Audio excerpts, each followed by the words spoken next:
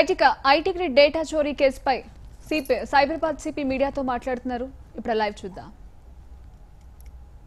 ఇంకా ఇన్వెస్టిగేషన్ లో తేలుతుంది. మనం సార్ దొరికింది కదా, అనాలిసిస్ చేసిన తర్వాత మనం బయటపడుతుంది. ఎప్పటి నుంచి సార్ ఐటీ గ్రిడ్ కంపెనీలో, ఐటీ గ్రిడ్ సాఫ్ట్వేర్ కంపెనీలో సార్ ఐటీ కంపెనీలో ఈ ఎలక్షన్ ఓటర్ సంబంధించిన డిలీషన్ సంబంధించిన ఏమన్నా సాఫ్ట్వేర్ డెవలప్మెంట్ ఏమన్నా అయిందా?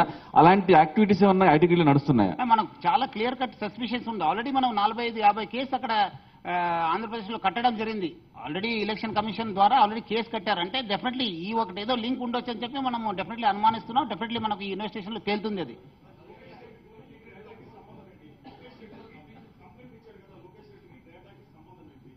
అని ఆల్రెడీ ఆయన అనాలిసిస్ చేశాడు. దాదాపు 1.5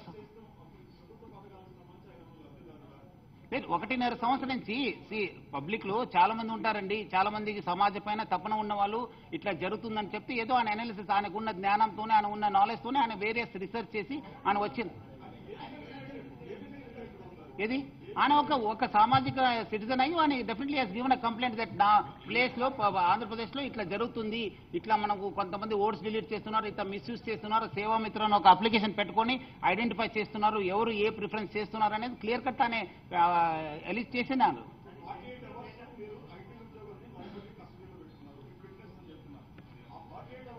కస్టడీలు మీరు ఆ పదం వాడొద్దు. కస్టడీ ఆల్రెడీ హైకోర్టు చెప్పడం జరిగింది. We have given 160 notice.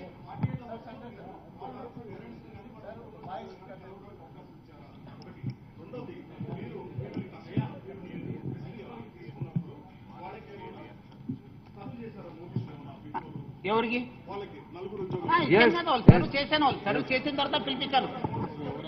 ఎవరికి? వాళ్ళకే ఇచ్చాను నేను, వాళ్ళకే ఇచ్చాను. ఆల్రెడీ కోర్టులో అయింది అది. Let us not discuss. Already కోర్టులో తేలిపోయింది అది. అది ఎలిగేషన్స్ తేలిపోయింది.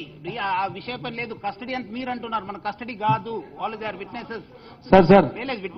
సార్ ఆంధ్రప్రదేశ్ పోలీసులు, తెలంగాణ ఆంధ్రప్రదేశ్ పోలీసులు మీ చేసిన కేసు ఇన్వెస్టిగేషన్ కి అడ్డుపడ్డారు. మీ కంప్లైంట్ మీద వాళ్ళు దాడి చేసే ప్రయత్నం చేశారు.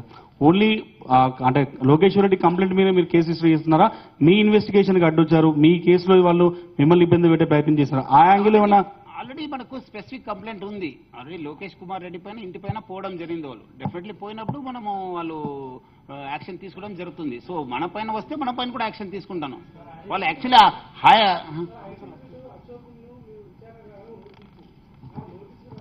సరే అక్యూజ్డ్ ఎవరు సార్?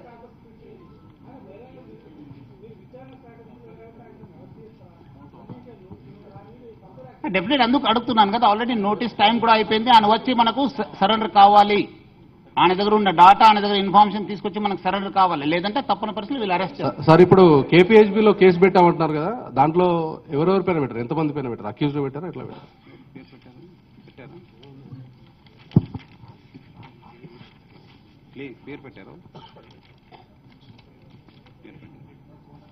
పేరు పెట్టలేదు, బట్ పోలీస్ పేరు వచ్చారు. బట్ ఐడెంటిఫై చేస్తాను. మనకు తెలిసింది అన్నోన్ అక్యూజ్ అని చెప్పారు. ఏపీ పోలీస్ అని చెప్పి ఆయన క్లియర్ కట్ చెప్పు.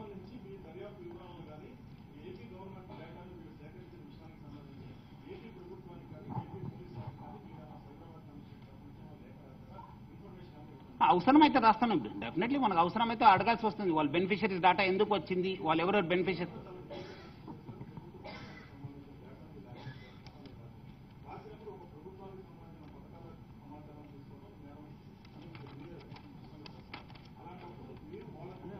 అది రాస్తాను. ఇప్పుడు డెఫినెట్లీ ఇన్ ద కమింగ్ మనము వేరే ఏజెన్సీస్కి ఎట్లా రాస్తాను అట్లా రాస్తాను. డెఫినెట్లీ రాస్తాను వాళ్ళకు.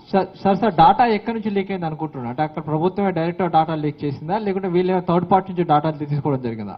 అది చూడాలి ఇప్పుడు. ఎందుకంటే ఇప్పుడు ఆల్రెడీ ఒక ఆంధ్రప్రదేశ్ ది బెనిఫిషరీస్ డాటా ఉంది ఆయన దగ్గర. అంటే మనం డెఫినెట్లీ ఆయన అనుమానించాల్సి వస్తుంది. మనకు అక్కడి నుంచి వచ్చి ఉంటుందంటే అనుమానించాల్సి వస్తుంది మనకు. ఎందుకంటే ఆల్రెడీ బెనిఫిషరీస్ డాటా ఎట్లా వచ్చింది ఆయన దగ్గర? అది ఎక్కడ దొరకదు కదా, గవర్నమెంట్ తప్పితే ఎక్కడ దొరకదు కదా అది. సార్ ఆ సెన్సిటివ్ డాటా దొంగలిస్తే సుప్రీంకోర్టు గైడ్ లైన్స్ ఏమేమి ఉన్నాయి? మీరు ఎలాంటి చర్యలు తీసుకోబోతారు?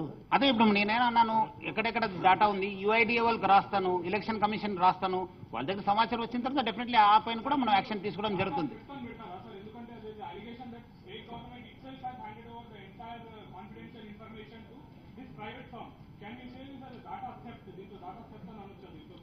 అదే మనం ఒక ఇన్వెస్టిగేషన్ చేసిన తర్వాత బయటపడుతుంది. అదే డాటా థెఫ్ట్ చేశారా, డాటా వాళ్ళు కన్వెన్స్ నుంచి ఇచ్చారా, ఎందుకు ఇచ్చారు, ఏమి ఇచ్చారు అనేది ఇన్వెస్టిగేషన్ నుంచి తేలుతుంది. అది సార్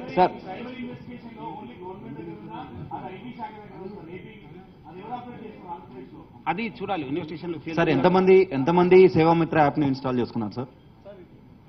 సార్ ఇక్కడ సార్ ఇక్కడ సార్ ఈ మొత్తం సేవామిత్ర యాప్ ని ఎంతమంది ఇన్స్టాల్ చేసుకున్నారు సార్?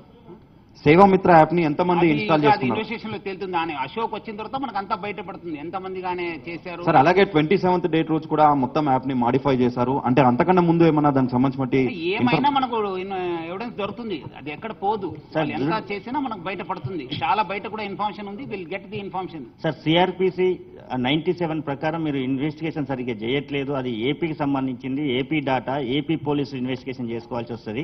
కానీ తెలంగాణ పోలీసులకు ఏం అవసరం?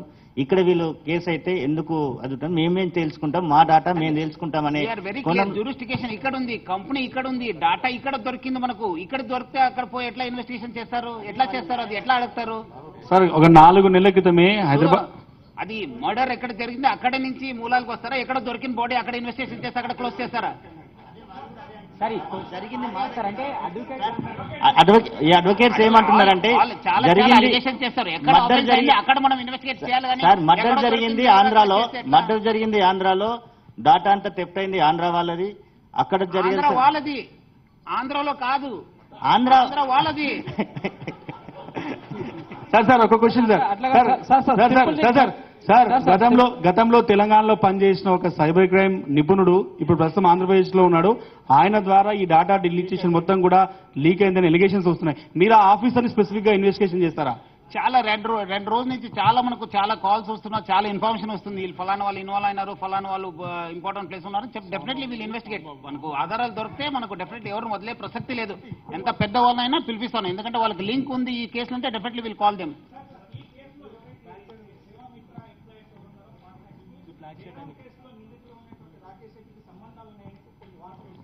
లేదు, డోంట్ లింక్. ఆ కేసు వేరే, ఈ కేసు వేరే. డోంట్